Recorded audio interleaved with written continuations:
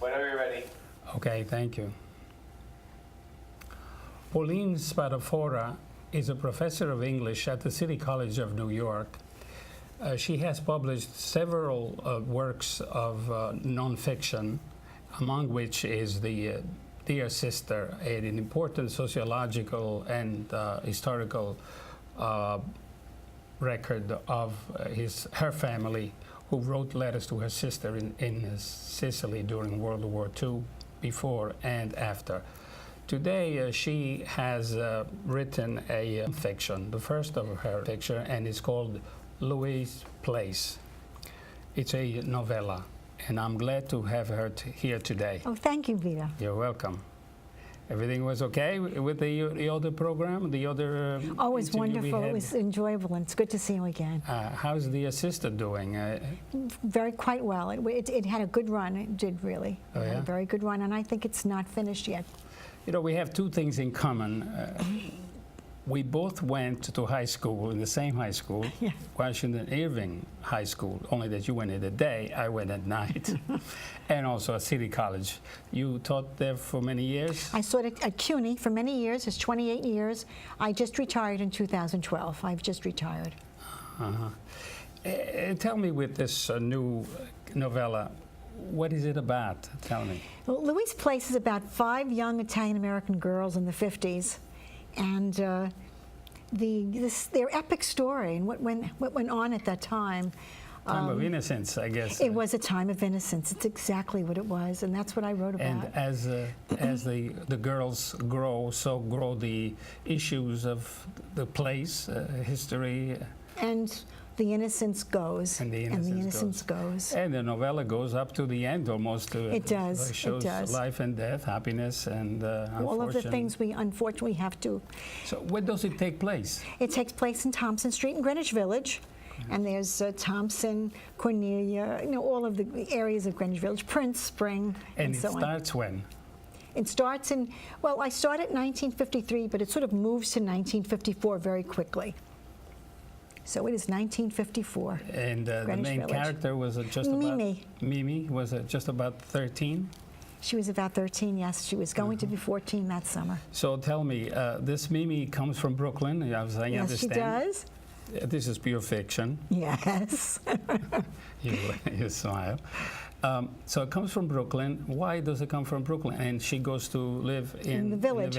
Well, lucky girl, because not many people do that. Didn't have a chance. I used to envy people who lived in the village. Mimi was a dancer, and she was going to performing arts for a while, and she was living with her father in Brooklyn. And unfortunately, her father died, and she didn't have a mother. So her sister and a brother of hers were living on Thompson Street in the village. So therefore, she went to the village to stay with them. And the Louise Place was a get-together place? There was a like candy store fountain? right downstairs from Thompson Street. It was, of course, not called Louise Place.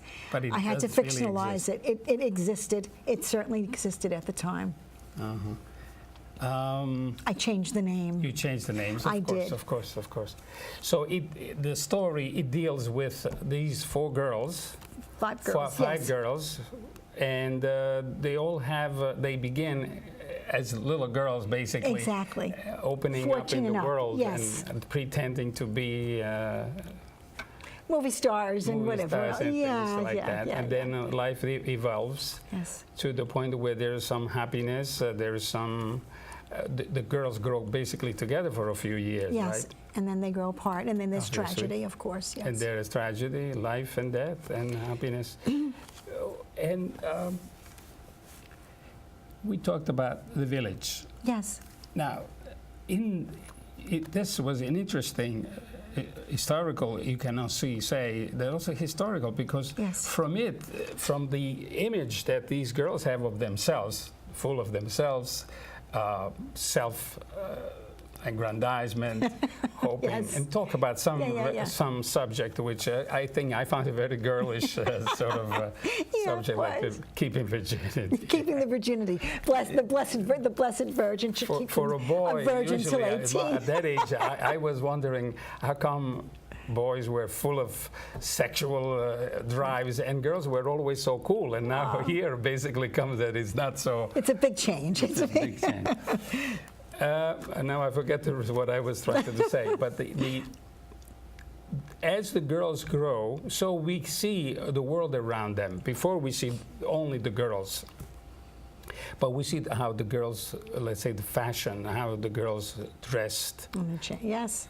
I thought it several times came out about the fashion, and through that fashion alone, you see the changes that were taking place in real life. Right, from the full skirts with the crinolines and all the different types, and the hairdos, and it was, and we saw the times, the changes. But also, other aspects. For example, you talk about the Lindy, the dances and the music, the jukebox. Yes, that was. Were you conscious when you're writing about the time, trying to input some things from the outside that led to the reader approximately where he is now and it's a story? Yes. Because they were injected in, and I think that to anybody who lived that time, which I did, immediately understood what you were doing. We have today jukeboxes that don't exist. They don't exist. The they Lindy, don't exist. And the malteds and the Hard and different Hearted. things. Yes, One and Hearted. And we're putting the coins in. It was so much fun. Was that on purpose? I mean, you did put it in consciously? I did. I consciously put it in, yes. The writers? Yes. And I do remember those things in the area.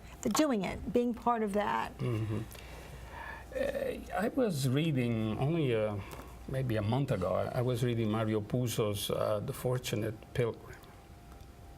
Actually, I was rereading it, and it reminded me so much of the same village he was describing in The Fortunate Pilgrim. The 29th, 30th Street, 34th Street, and 10th Avenue. Okay. But that was a different... Hell's Kitchen, I think. It was maybe 20, 30 years early that he was describing, but he was describing basically the same areas. And I was noticing the difference between the world that you present and the world that Mario Puzo presented. Those, the youth of that time was basically people with no hopes. They had to work because they had to keep the family. They were really immigrants. They were poor, ignorant, and did not aspire too much because the world was pressing upon them. And one of them, I think, even became some sort of delinquent. Yours, instead, the youth of your world here is changed, totally changed. And I guess it reflects the reality of the times. Yes. A generation after, here you are, girls who, even though the girl doesn't have a mother, still enjoys life, going to the parties and wants to be a girl and wants to do things and has aspirations. So did you try to convey the world that you were finding yourself in? I guess it reflects that kind of... It is. Even though it's a book of fiction, you know very well of course, that fiction is based on truth, otherwise it wouldn't be a good reading book. And I absolutely thought of the characters and remembered the friends that I was with. And you know, Mimi was my nickname, so there's nothing to hide there. Nothing to hide was yours. And I was from Brooklyn. And who was the Flower? Flower was my very best girlfriend. Her name was really Roseanne. And we met, and I wrote the book. And I remember, when I first was writing this, she used to say when I wrote Dear Sister, oh, stop writing those books. Write something about us. Come on, write something about us. So I started to write, and I used to read it to her on the phone. Unfortunately, she died. I mean, it was a shock, 2012. And I said, I have to get this book out, at least for Flower. That was her nickname, the Flower. And it did, and it's in her memory. It's in her memory. Talk to me about the other girl, Midbush. Middlebush. Middlebush. Oh, that was true. That was true. It was really a friend of mine who actually did die 3 weeks after Roseanne died, right in that time.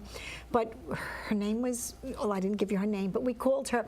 It was true. She had come home, she had pains in her stomach, and her doctor said some kind of thing that was happening because she had her menstrual period. And she told us what it was called. It was some sort of a medical name.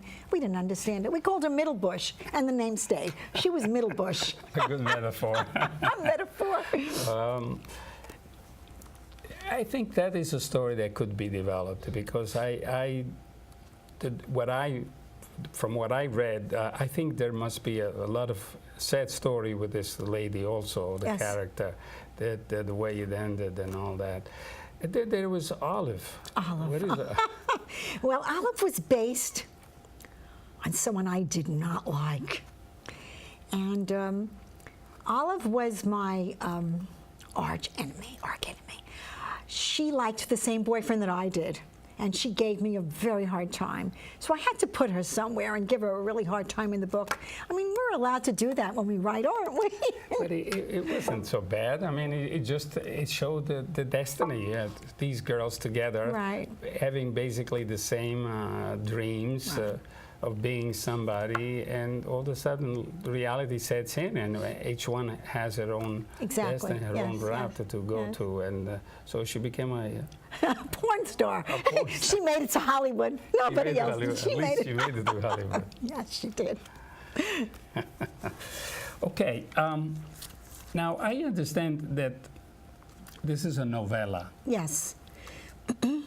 What is the difference between a novella and a short story, for example? You teach, you taught. I did teach short stories. Well, a short story would be a little bit shorter, and it would be part of a book of short stories. And I thought I would have a short story with Louise Place, and then I started just developing the characters. Originally, it was going to be a little bit about each character in a group of short stories, and then I thought this is not working for me, and I put it into one, and it's the novella that it is. Yeah, I noticed that you also changed from the point of view of Beamy. I did that. Sometimes you go to the point of view of the other girls I did that. also. I think did that that. was a good, because then you could get into the personal Did that. aspects of.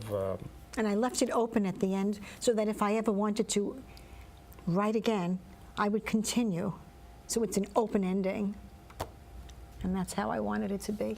Well, the open-ended, it's basically, it's not troublesome, but it is, in a way, trying to understand life and accepting for what it is. You know, Yeah. you don't know in the story if it ends happy or Exactly, unhappy. exactly. It's just a question mark. What just is going to ends. be? What is Exactly. going to be?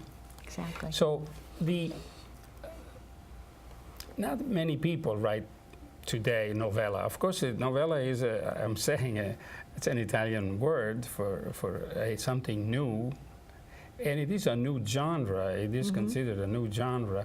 Before the short story existed, I think a novella was there. I believe so. The main character, I think, the characteristic from the Italian novel is that in a novella, basically there is one actor or one character who develops, and everything is around it. With a novel, the world goes around. Exactly. Everything is open. So with a novella, in a sense, you restrict yourself to one specific group of people, very small group of people, one person. And I think you did a wonderful job, because Thank you. you can actually see from the beginning almost to the end of life cycle. You know, you can see just about everything.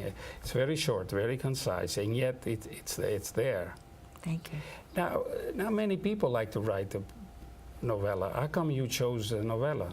It just grew out of, or you had the idea of. I was writing and writing and writing, and I thought it was a lot larger than this when I could have saw it. It become was a smaller. novella, a novel.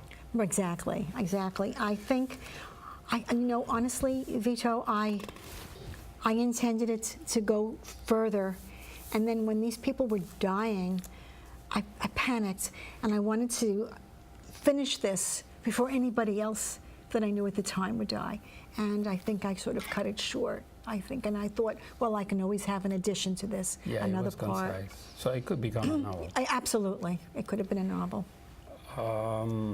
Now, there are basically, even though the novella is almost unheard of today, you know, it's rare. And the way I see it, maybe even editors don't like to publish because it's short. And It's short. I think because it's short, people feel that maybe it's not valuable. But in fact, you know, there have been several serious writers who wrote novellas. For example, I found that John Steinbeck, Yes, it's a of novella, Mice right? and Men, that's right. a novella. So it is not that it is unknown, it is just that sometimes we don't hear of.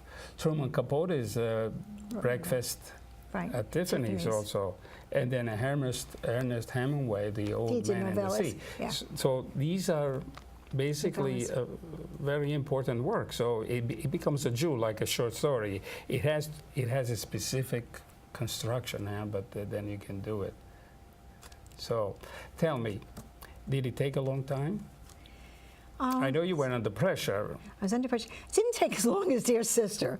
I think that when I first spoke to you 4 years ago, I was first working on it. So I would say it's 4 years. 4 years. 4 years before I actually got it to work. Oh, that's long enough. And you think this could be made into a movie? Absolutely. Especially it's at the Village. I mean, that's Absolutely. precious times. Absolutely. I would love it. I identified myself with, even though I never lived in the Village, my grandfather used to live in, what is it called? Anyway, he also married a girl from outside the neighborhood, just as it happened. Outside of the neighborhood, right. Oh, My that's good. grandmother came from 116th Street, from Harlem. Yeah, Harlem, yeah. The same thing. Tell me, do you have anything that you plan to explore in writing? Well, a friend of mine was very interested in this book. He's also a writer. He does mostly poetry. He's pretty good, Jack. And he said, you know, we should look into this as a screenplay. And he wants to help me develop it because I've never written a screenplay, and he has. So that's something for me to think about. And also, I think about maybe adding another area to this. The girls are grown up, and everything is grown, whoever's left, and what happens to Mimi and the next part of her life. So there are some things I'll never stop. The pen Maybe is the quick. screenplay, somebody else should do it so that yeah. you can develop some Yeah. other That things. would be great. Now, did you do any writing while you were teaching? Yeah, I did. I wrote when I was at college. I wrote the speech book. I wrote the book on Virginia Woolf. So I did publish. I did publish. And Dear Sister did so well. I was so happy with that because the president of my college, they used that book for the students, for many of the students, and that was They the did. first time they ever used any Italian book in that college. And it was used. I was so That's excited very, about very that. valuable because not too many people wrote letters.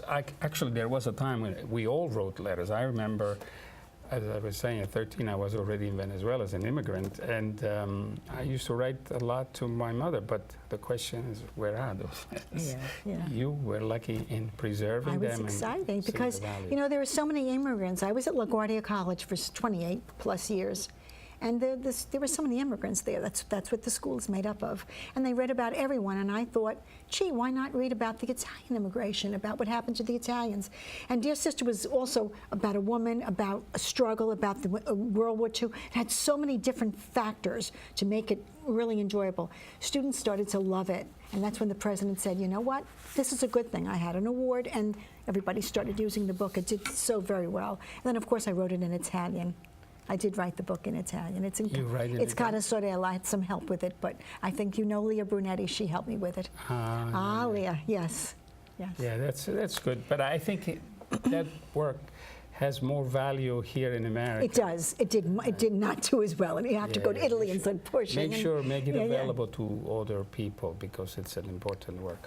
Well, and I hear that you're also doing or plan to do readings and things like that. You're I going to am. be very active. I am. I'm looking forward to it. Yes. Hmm. Would you like to read the I will. I'll read some. passage? I shall. Yes, of course. Set the stage for us. Where are we here? I think on page 8, the bottom of page 8, I would like to talk a little bit about the rituals that the Italian Americans had on Sunday. I thought that was a really nice place to read from. And it's on the bottom of page 8. Can you see that? Yep. Okay. Every Sunday, without fail, Flower and I would go to the Vesuvio Bakery on Prince Street. It had a lime green storefront that could not be missed, and the aroma from the bakery pulled us in. They sold the best bread, rolls, pastries. It was a Sunday treat, and each of us would buy a bag of rolls to take home to our families and a hot roll to munch on after church. It was a ritual for the two of us. We went to Sunday Mass at 9 a.m., then headed to the Vesuvio Bakery for hot bread and rolls, then home again until about 5. Sundays for our Italian families were always a special food day. We ate dinner between 2 to 3 p.m. It was always pasta, meat sauce, braciole, meatballs, roasted chicken, roasted potatoes, and a salad. Sometimes my sister would make the homemade ravioli. I would buy the dough for her at Raffetto's pasta store. She would lay the dough out on the bed over big plastic covers and then stuff the squares. Then I would take a doze after my lunch, get up, change into my Levi's, go over to see Flower, and we would decide how to spend the rest of Sunday. Since school was still not out, we had to be home by 9 p.m. So we would either see a movie over on 12th Street at the Loewy Sheridan, or just walk around and hang out, excuse me, by the Little Red Schoolhouse on Bleecker Street. Nancy lived on Bleecker, so if she was free, she'd join us. It was now 1954, and the summer stretched before us with the promise of fun-filled days and sultry nights, as visions of endless hours stirred my young and vivid imagination. The Feast of St. Anthony was over, and soon school would be over too. Like a rainbow filled with vibrant colors, we were all lit up from within, just thinking of all the free time ahead, with nothing to worry about except what to wear and who to make out with. I thought back to the feast that was celebrated on Sullivan Street and all the fun I had with my friends. Flower and I would go into St. Anthony's Church to light candles for ourselves and pray to the Blessed Mother for great fun with our boyfriends that night. Well, of course, if we know that all these braciole and meatballs at the time, they were not so popular around the world. In New York, basically only Italians used Right to. in the village. You know, this is a book that Scorsese should pick up. I wish. I would send him a copy. Oh. Yeah, because I think he loves New York City. I mean, he has done several movies on, and I think this could open up a world. The village I is would the love heart it. of New York and the heart of the world, in a sense. So tell me, as I understand, you are going to read some part of the book on the next couple of weeks On from the now? 27th, yes. Where are you going? There is an Italian festival going on in Smithtown. They have it once a year. And they have, Smithtown Historical Society yes. Fairgrounds. Yes, that's when I was, asked to speak and to bring some books, and I'm looking forward to it. I really am. It's enjoyable. I always love to do that. And in fact, with your sister, I was reading always, all the time. It was wonderful. I hope to go through it again. Okay, keep busy, and maybe we'll invite you once again. Okay, our program is basically over, and we'll see you acting and doing many more hopeful, successful things. I'm Thank sure you so are much now. for- And okay, Ciao. Thank you, my friend. Thank you. Thank you. Be We'll well. be seeing you. Thank you. Be well. This is our program, and we invite you for next week when we will have another Italian-American writers.